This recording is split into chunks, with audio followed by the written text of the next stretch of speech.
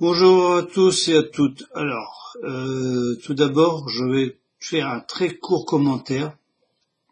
Euh, il y a une personne qui s'est permis de dénigrer sur son site web ce que j'avais dit, en déformant en plus d'une façon très malhonnête et très, je veux dire, insultante mon nom, ce que je n'admets pas du tout, et en disant en plus des choses qui sont totalement fausses sur ma personne. Je n'en dirai pas plus, je vous mettrai le lien sur cette partie, je vous laisserai libre juge de voir un peu ce que ce monsieur est capable de raconter, de dire, c'est hallucinant. Voilà. Je voudrais d'abord faire la vidéo, la fameuse vidéo sur la vie, la mort et ce qui se passe après la mort. Donc je vais faire ça en 3 ou peut-être 4 parties, je ne sais pas pour l'instant. Je vais d'abord faire une vidéo sur ce que c'est que la vie. Je vais essayer de faire une vidéo, je vais essayer de m'en tenir à une trentaine de minutes. Si je vois que ça dépasse les 30 minutes, mais je continuerai, je ferai une deuxième vidéo sur la vie et puis on verra bien parce que ça risque de prendre de l'ampleur. Alors, la vie, ça c'est une vaste question, tout le monde se pose cette question-là. Qu'est-ce que la vie? Alors, il peut y avoir, excusez-moi, plusieurs réponses possibles, plusieurs champs de possibilités. Soit on s'en va sur de la philosophie, soit sur la religion, soit sur du côté de la médecine. Voilà, il y a plein de réponses possibles. Alors j'avais demandé, moi il n'y a pas longtemps, quand je vous en avais peut-être un petit peu parlé, quand j'avais été voir mon médecin il y a pas longtemps, je lui avais dit que j'allais faire une vidéo là-dessus. Et j'avais dit, c'est quoi la vie? Ah, elle m'a répondu, vaste question. Mais, alors, à vous dire que même les médecins ne... Voilà, bon, puis en plus dans une consultation médicale qui dure un quart d'heure, on ne pouvait pas vraiment parler de ça, mais il n'y a pas de réponse possible à ce que c'est que donner une définition de la vie, c'est très très difficile. Alors, définition de la vie. Alors, la vie. Alors là, c'est, je ne sais pas, c'est... Alors, sur Wikipédia, tiens. Non. La vie, ensemble de phénomènes, croissance, métabolisme, reproduction, qui présentent tous les organismes, animaux ou végétaux, de la naissance à la mort. Problème, c'est que c'est pas une définition de la vie.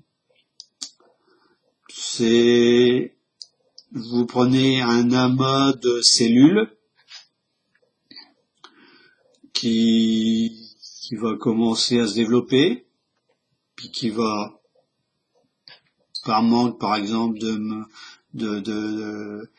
d'énergie, de matière organe pour se nourrir, ce que vous voulez, va périr. Est-ce que c'est la vie?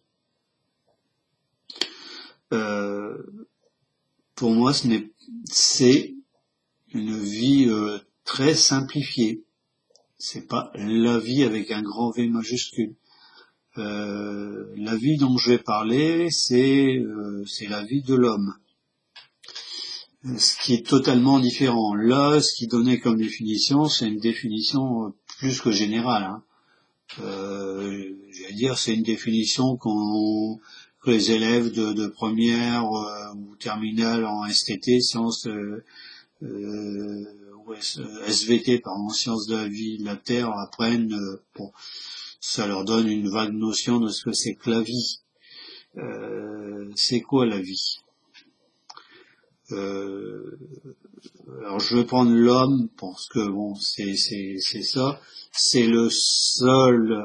En plus de ça, l'homme, c'est le seul modèle en haut de la chaîne de l'évolution que l'on connaisse actuellement.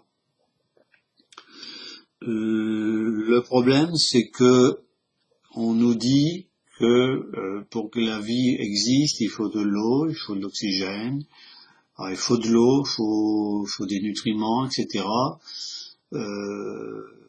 Ça, c'est pour les organismes très simplifiés. On s'est aperçu que dans les fins fonds des abysses de la mer, il y a des organismes qui vivent. On a vu des moules, on a vu des crevettes, on a vu des invertébrés qui vivaient à des profondeurs avec des pressions extrêmement énormes, qui se nourrissaient de soufre. Voilà.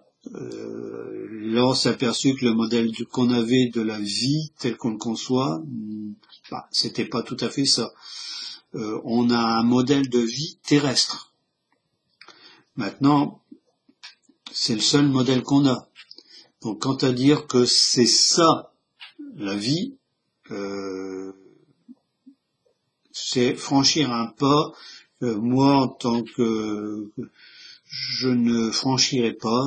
Nous sommes peut-être qu'un des modèles de vie. Et peut-être que nous sommes qu'à un stade de la vie. Peut-être qu'il y a d'autres stades. Voilà. Il y a peut-être des stades bien plus évolués qu'on nous connaîtrons pas, par exemple. Peu importe. Hein. C'est aussi le fait de la vie extraterrestre. Ça, c'est un autre problème. Alors, je vais revenir à mon homme, à l'homme, la femme, l'homme avec un H majuscule, qui comprend l'homme et la femme. Nous avons un corps, alors tout le monde sait, fait de chair, d'os, de sang, de cerveau, etc. Mais si vous prenez un homme vous prenez, j'allais dire un cadavre, je pense à Frankenstein, par exemple, quand le fameux roman de Frankenstein, où le héros crée une créature, et elle vit, parce qu'elle lui a insufflé, lui a communiqué du courant électrique ou je sais pas quoi. Est-ce que c'est ça la vie? C'est une vie, c'est pas ça la vie. La vie, c'est la personne qui est capable c'est tout un ensemble. La vie, c'est pas seulement le corps humain. Alors, je vais faire des petites apartés. Nous avons le corps humain, comme j'ai dit tout à l'heure, vous avez les os, le squelette, vous avez la chair, les muscles, etc. Ça, c'est ce qu'on voit. On a notre cerveau. À l'intérieur du cerveau, il y a plein de petites décharges électriques avec des tout petits ampères. Hein. Quand on vous fait un électroencéphalogramme, c'est ce qu'on mesure. Hein. Les différences de potentiel. Pareil, quand on vous fait un électrocardiogramme, c'est l'activité électrique. Ce qu'on mesure, c'est l'activité électrique du corps. L'activité électrique du corps ne fait pas que c'est pas la vie. La vie, c'est bien autre chose. Alors, nous avons le corps, mais alors maintenant, qu'est-ce qu'il y a autre qui ferait que la vie, le corps serait la vie? Je m'explique un petit peu mal. Il faut remonter très loin, très loin. Nos ancêtres, Alors, dans l'ésotérisme, pas forcément l'ésotérisme, mais ça remonte très loin dans les religions très anciennes, où notamment, et on trouve ça même dans la religion catholique d'ailleurs, on parle d'aura, les fameuses auras. Donc, c'est quoi les auras? On ne sait pas. Je vais être franc. A priori, d'après certains, on aurait, alors, c'est des enveloppes qui entourent le corps d'énergie subtile. On en aurait, alors 7, c'est un chiffre, je rappelle, 7, c'est un chiffre sacré. On en a peut-être plus que 7. On en a une qui est très proche du corps, qui est à, disons, 5 mm, etc., au maximum 5 mm. Ça va pas plus loin, hein. C'est très fin, très tenu. Certaines personnes ont la capacité de voir l'aura. Sur certains sites, alors il faut chercher, hein. Il y a des façons de voir l'aura.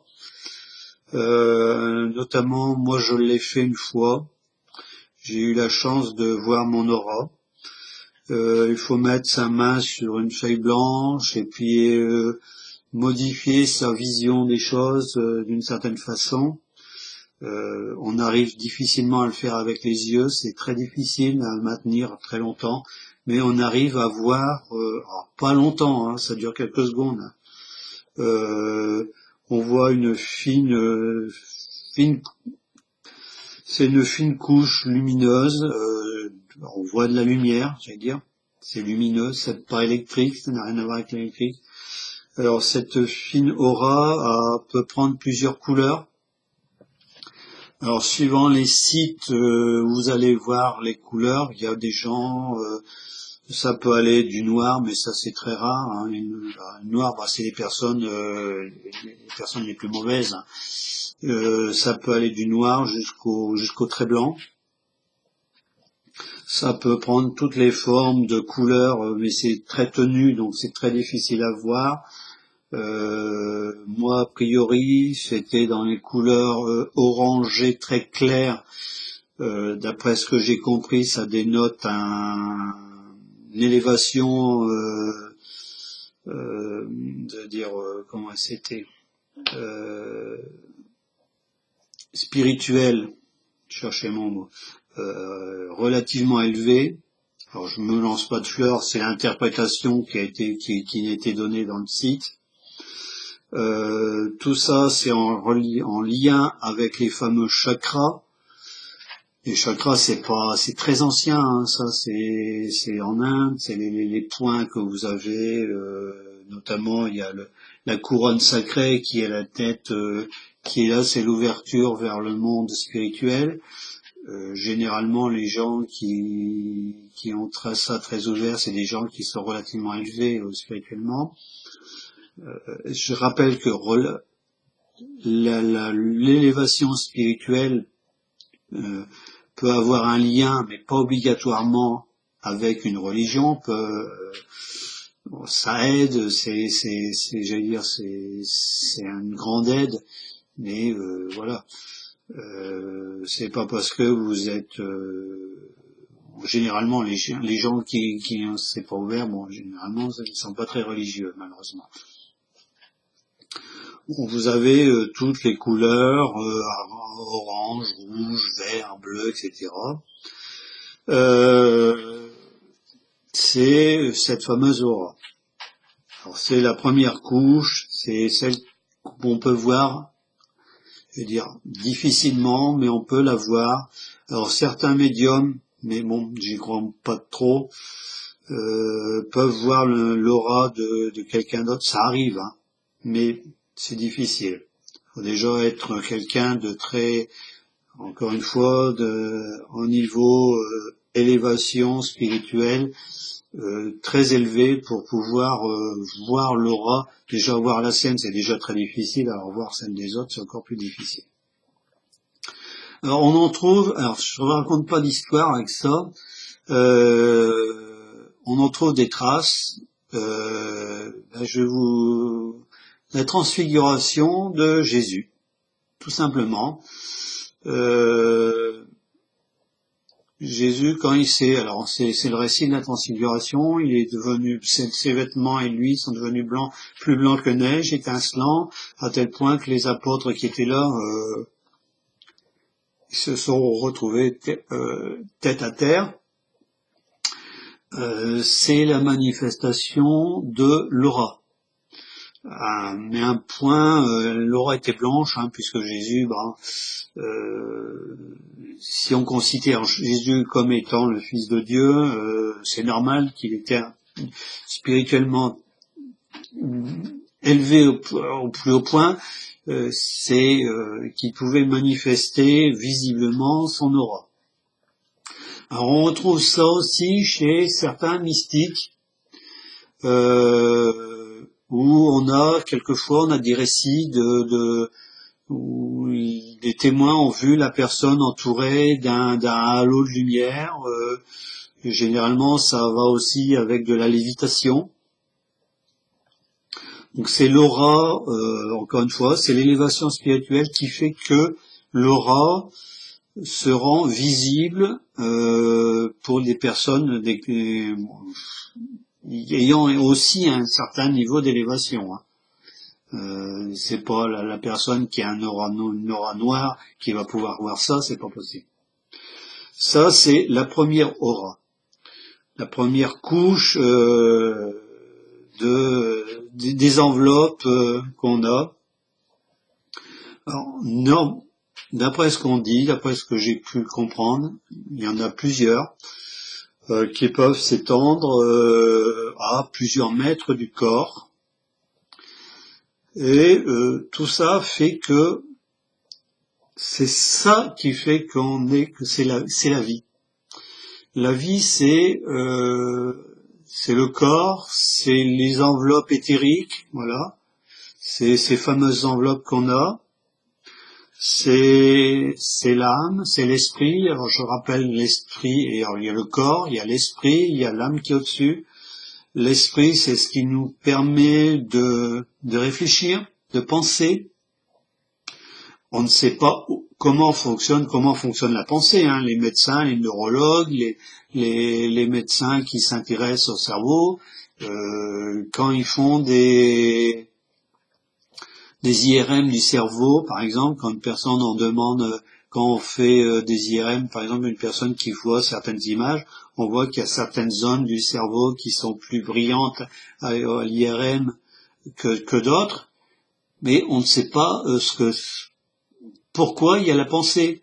Quand on demande à une personne de visualiser par pensée telle ou telle chose, il y a des zones du cerveau qui s'allument, qui se mettent à travailler.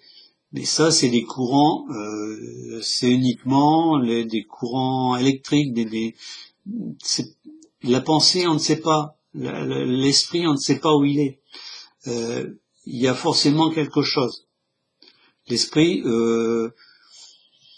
alors moi j'allais dire que l'esprit c'est peut-être lié aussi à notre corps éthérique, ça fait partie de notre corps éthérique, notre corps, pas notre corps physique, notre corps qui nous entoure, qu'on ne voit pas. Et puis après il y a la fameuse âme. Alors l'âme, malgré tout ce qu'on dit, j'allais dire, tout le monde a une âme. C'est ce qui permet de faire le lien entre l'esprit et le monde spirituel. Ce qui permet, c'est très difficile à expliquer, c'est ce qui permet à notre esprit de concevoir, parce qu'on peut pas encore concevoir, j'allais dire concevoir Dieu, on peut pas concevoir Dieu.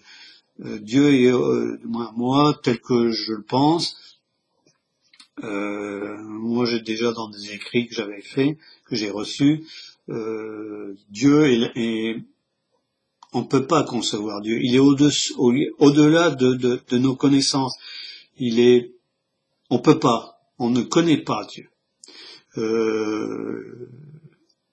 on reconnaît Dieu par ce qu'il fait, ses par différents biais. C'est l'inconnaissable Dieu. Je rappelle que chez les Juifs, chez les Hébreux ou dans la religion juive, le fameux tétragramme Yahvé, qu'on prononce Yahvé mais qu'on ne prononce pas, c'est le nom de Dieu qui est imprononçable. On ne prononce pas le nom de Dieu.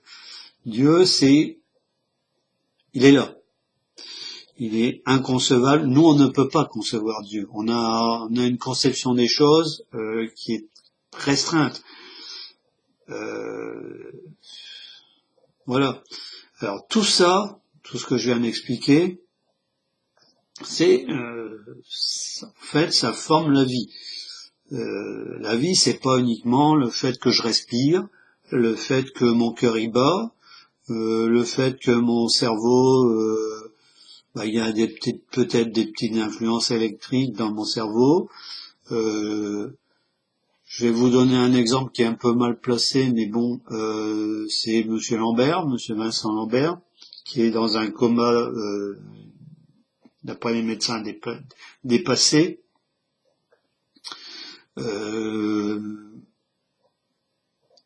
Est-ce que être comme ça, c'est la vie? Il y a une activité, il y a le cœur qui bat, il y a le sang qui circule, il n'y a plus de pensée, il n'y a plus d'action possible, il n'y a plus de réflexion. Donc, je vous laisse juger. Hein. Pour moi, c'est... Alors, certains médecins avaient dit que même il était en état de mort clinique. Alors, mort clinique, pour les médecins, c'est soit l'arrêt du cœur. Je rappelle que quand il y a l'arrêt du cœur, le cerveau n'est plus irrigué. Au bout de 3 minutes, si le cerveau n'est plus irrigué en sang, donc c'est-à-dire qu'il n'y a plus d'oxygène, les neurones commencent à mourir. Et une fois que les neurones sont morts, c'est tout, c'est terminé.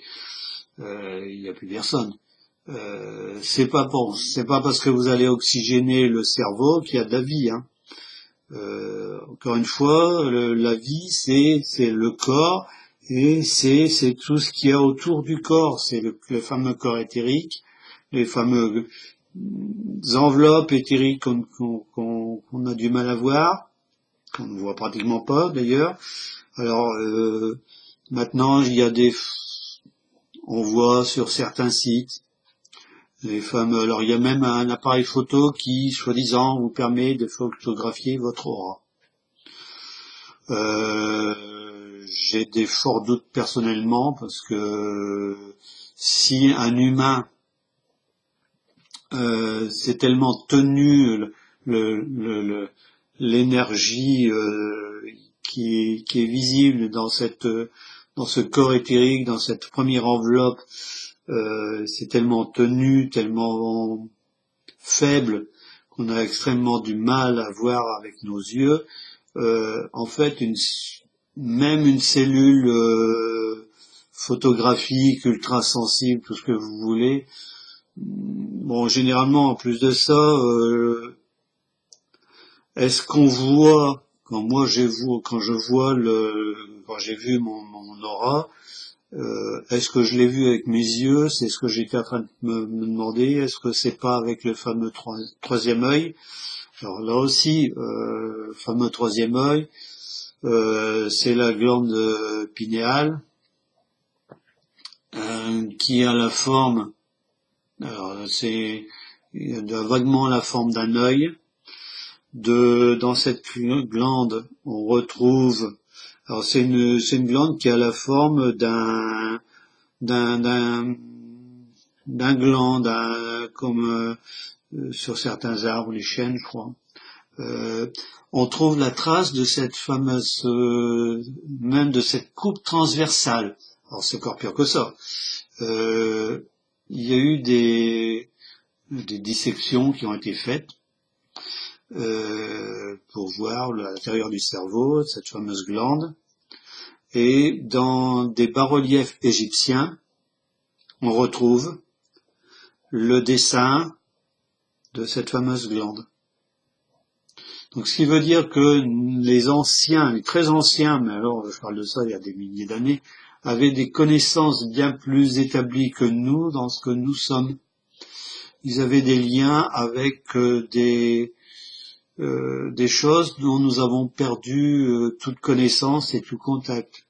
C'est-à-dire que nous sommes beaucoup moins élevés sur certains points que nous croyons. L'homme actuel se croit très intelligent, il a la connaissance, il sait tout, il y a les ordinateurs, on envoie un message, dans les 2 secondes ça arrivait à bout du monde, et réellement, mais on ne sait même pas ce qu'on est, on ne sait même pas d'où on vient, on ne sait même pas où on va. J'allais dire, je vais faire comme Pierre Dac, qui demande dans un sketch d'où je viens, où je vais, d'où je viens, qui je suis, d'où je viens et où je vais. Sa réponse, qui je suis, c'est moi, je viens de chez moi et je retourne chez moi. Ça veut dire qu'on ne sait absolument rien de nous. On ne sait pas du tout comment. Alors les médecins, quand vous leur parlez de ces histoires d'aura, vont vous regarder avec des gros yeux, vont vous dire non, vous racontez n'importe quoi, monsieur, ça existe pas. Malheureusement, ça fait des milliers d'années que on est comme ça. Il y a des traces. Je vous ai parlé de la transfiguration, chez les mystiques chrétiens. On trouverait éventuellement, je pense, à certains mystiques hindous, quand ils font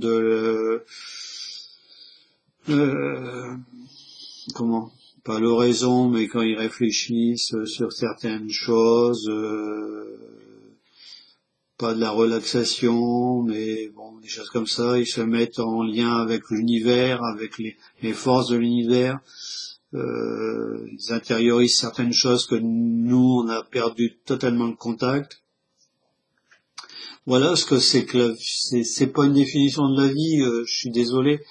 La vie, on peut pas définir la vie. Alors maintenant, la vie, au point de vue philosophique, c'est quoi?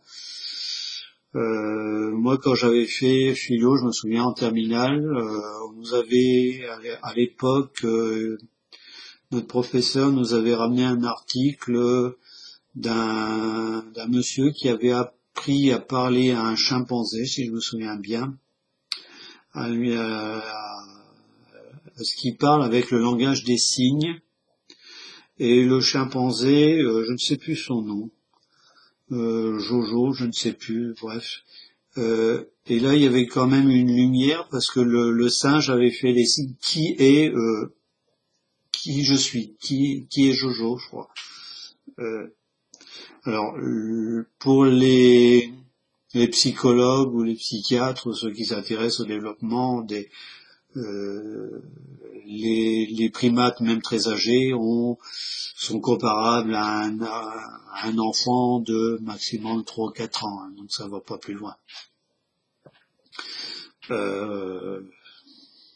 Mais il y a quand même la vie, c'est pas aussi simple que ça. Du point de vue philosophique, qu'est-ce que la vie? Bon, ça c'est un bon sujet de dissertation pour les élèves de terminale. Au point de vue religieux, on va vous dire, la vie a été créée par Dieu. Faut faire attention à ça parce que c'est la dérive, par exemple, sur les créationnistes aux États-Unis. Dieu a créé, comme dans la Bible, Dieu a créé l'homme, a créé l'univers, les poissons, les animaux, etc. Mais vous avez la théorie du darwinisme qui dit que c'est une évolution très lente, extrêmement lente, qui a fait que les espèces sont à partir d'une espèce d'un poisson ou d'une je sais pas quoi, pas du poisson parce que c'est déjà une modification, mais un amas de cellules qui s'est différencié en différentes espèces. Voilà ce que c'est que le darwinisme. C'est une évolution très lente des espèces qui demande des millions voire des milliards d'années. Quand il n'y a pas des extinctions quasi totales des espèces, alors sur Terre on en a eu 4 ou 5. Hein. Faut pas. On nous dit actuellement que c'est la catastrophe parce que les espèces animales sont en train de disparaître, que ceci, que cela, mais il y a déjà eu pratiquement 4 ou 5 extinctions quasi générales de tout ce qui était vivant sur Terre. Alors maintenant, comment l'homme est apparu? Vaste question. Pour l'instant, on ne sait pas. Même les anthropologues, ceux qui étudient la vie, l'homme, alors il y a la fameuse Lucie qu'on a retrouvée. Maintenant, on a trouvé encore plus ancien, mais c'est pas des hommes. On sait pas trop. Voilà. Alors, je vais vous laisser sur votre faim parce que là, ça fait plus d'une demi-heure que je parle.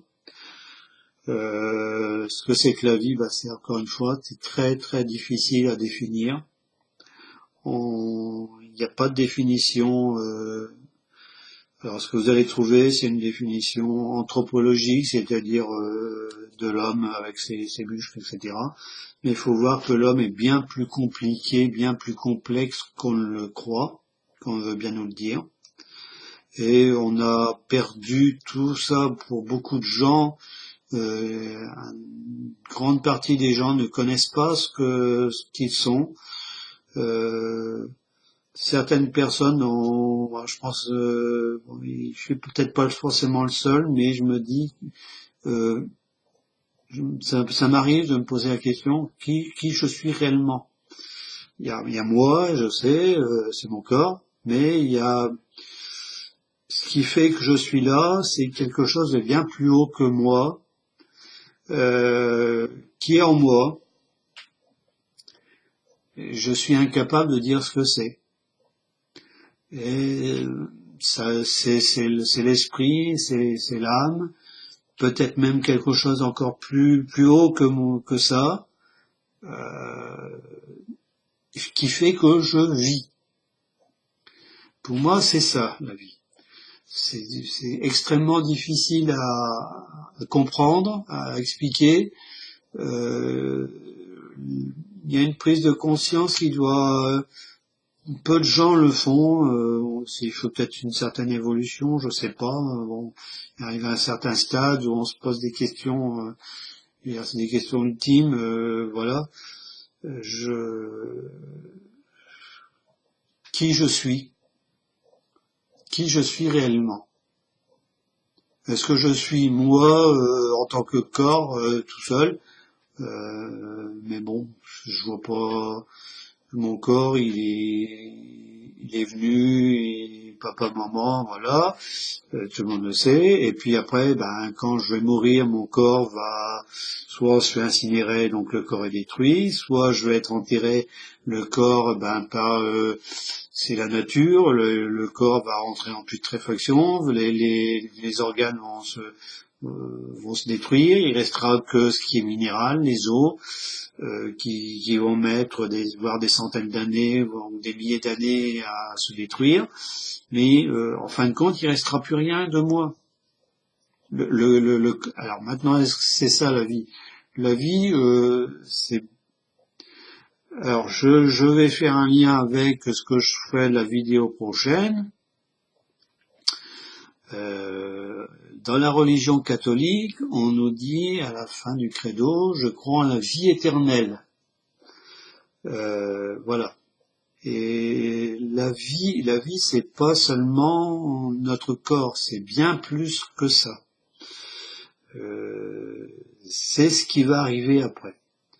Donc, je vous laisse sur votre faim, sur votre réflexion, ce que c'est que la vie. Et puis, la prochaine vidéo, j'espère que j'arriverai à la faire. On parlera d'abord de la mort, qui est pas si dramatique que ça. Parce que maintenant on sait à peu près avec des gens qui parlent notamment des expériences de mort imminente. Récemment, j'ai vu une vidéo, c'était avec sur une émission médicale, j'ai pas tout regardé, mais les gens qui sont dans le coma, qui reviennent du coma, ils parlent d'expériences qui sont comparables aux expériences de mort imminente. Donc ça veut bien dire qu'il y a quelque chose d'autre, il y a un passage, il y a quelque chose qui se passe au moment de la mort. Et j'expliquerai ça après. C'est pas la fin de tout. La mort, ce n'est pas la fin de la vie.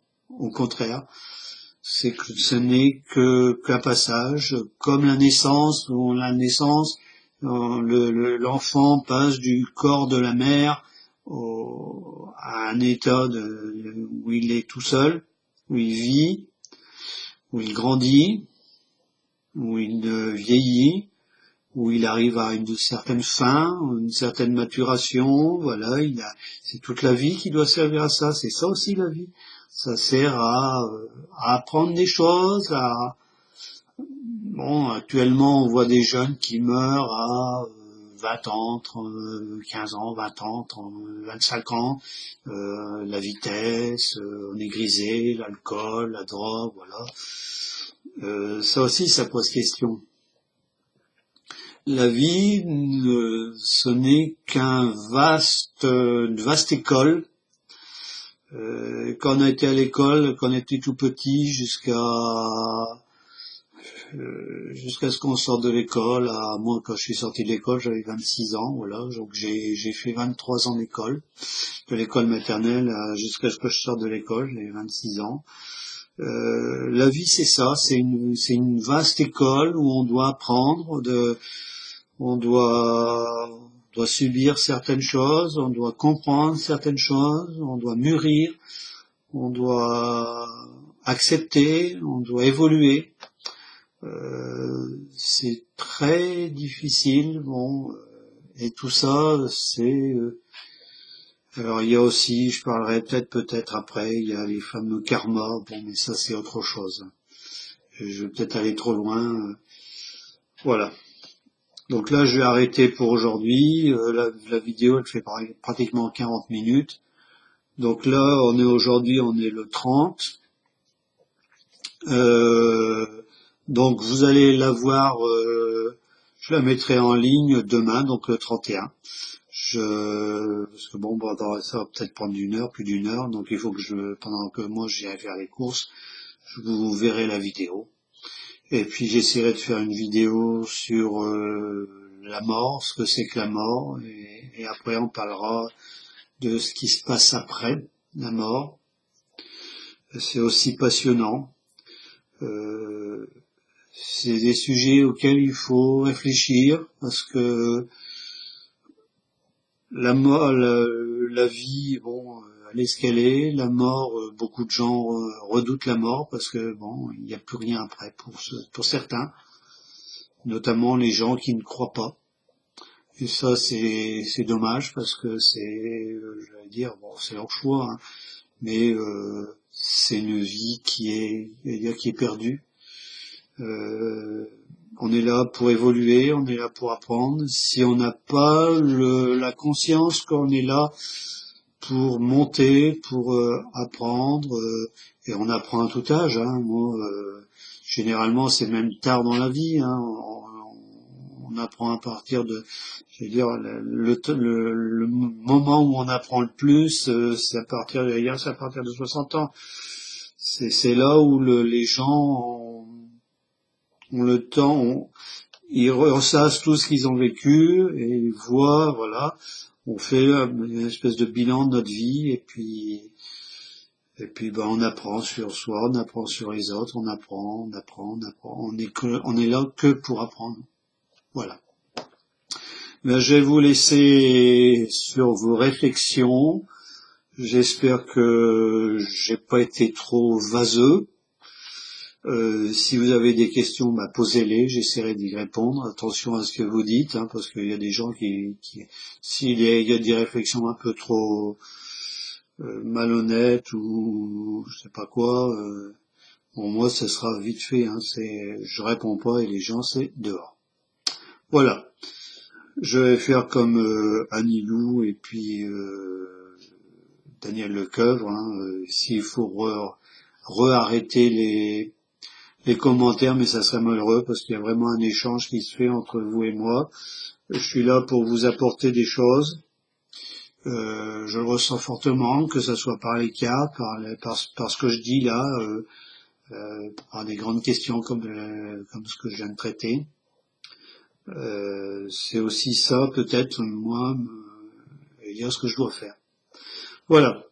Ben, je vous souhaite à tous et à toutes bonne fin de semaine. La vidéo, vous l'aurez demain dans la journée. Donc demain on est vendredi, on sera le 31, et puis vous aurez le temps de regarder ça ce week-end. Et puis bon. Et bien la prochaine vidéo est sûrement la semaine prochaine. Voilà. À bientôt.